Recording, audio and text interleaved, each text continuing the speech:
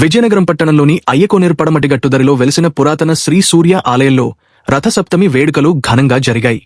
ఈ ఆలయం పురాతన 300 ఏళ్ల చరిత్రగల ఆలయం.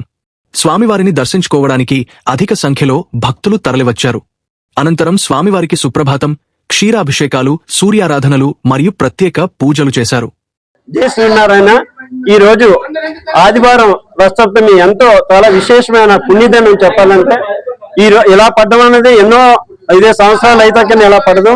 ఆరోగ్య ప్రదాత ఆ సూర్యనారాయణమూర్తిని సేవించుకుంటే సకల అనారోగ్యాలు కూడా పటాపంచలు అయిపోతాయి. మన దేవాలయం విజయనగరం జిల్లాకే చాలా ప్రాముఖ్యమైన దేవాలయం.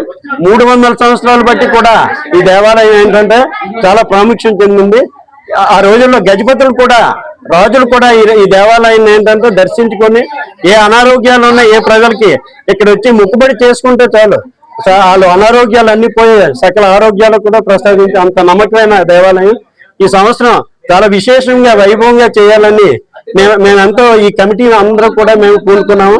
భక్తులందరూ కూడా ఏ ఇబ్బందులు లేకుండా ప్రతి సంవత్సరం కూడా చాలా కంగాలీలు పడి భక్తులు చాలా బాధపడేవారు. ఈ సంవత్సరం ఏంటంటే అందరూ కూడా స్వామికి ఎంతో బాగా జరిగింది. ప్రతి ఏడు కూడా ఇలాగే జరగాలి, మన విజయనగరం ప్రాముఖ్యత నిలబెట్టాలి అని చెప్పి ఎంతో ఆనందపడుతున్నారు.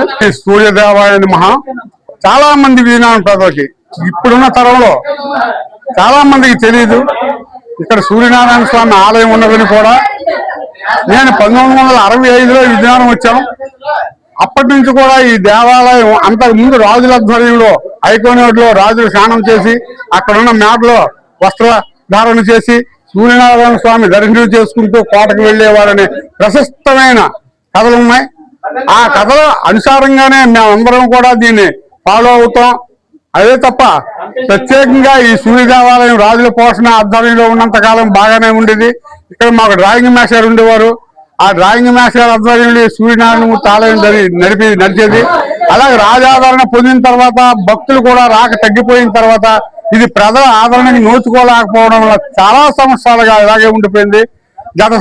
గత వైకుంఠ ఏకాదశి నాడు శ్రీ గదుల వెంకటరావు గారి ఆధ్వర్యంలో వైకుంఠ ఏకాదశి నాడు శ్రీ వెంకటరమణమూర్తి గారి పూజలు ఆయన ఆధ్వర్యంలో నడిపించిన తీరు చూసి ప్రజలందరూ చాలా హర్షణీయంగా భగవంతుని యందు భక్తి శ్రద్ధలతో చాలా సహకారం అందించారు. అదేవిధంగా ఈ సూర్యనారాయణ స్వామి ఆలయం ప్రశస్తమైందని ఎందుకు చెప్తున్నామంటే మనకి అరసవిల్లే ఇంతవరకు సూర్యనారాయణ దేవాలయం అనే ప్రసిద్ధి నామం వచ్చింది. ఇక్కడ కూడా ఒక దేవాలయం ఉందనే విషయం చాలా మంది యూత్ ఇప్పుడు ట్రెండ్ మీలాంటి కుటుంబాలకు ఎవరికి తెలియదు. మాలాంటి వాళ్ళకి తెలిసినప్పుడు కూడా దీన్ని ఆదరణ లాగా మరుగున పడిపోయింది.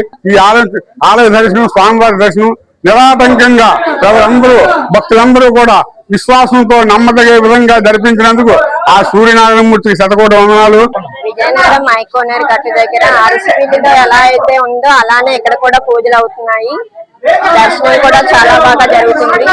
చాలా హ్యాపీగా ఉంది. అంటే అరసివిల్లి వెళ్ళలేకపోయినా ఇక్కడికి వచ్చి దర్శనం చేసుకుంటానికి మాకు చాలా హ్యాపీగా ఉంది. మాది విజయనగరమే ఐకోనేరులో. ఇక్కడ సూర్యనారాయణ కోవలు పెట్టడం చాలా బాగుందండి. మాకు దర్శనానికి అరసివిల్లి వెళ్ళడం చాలా కష్టం. అందుకని ఇక్కడ దర్శనానికి చాలా బాగుంది. అన్ని సదుపాయాలు బాగా చేశారు.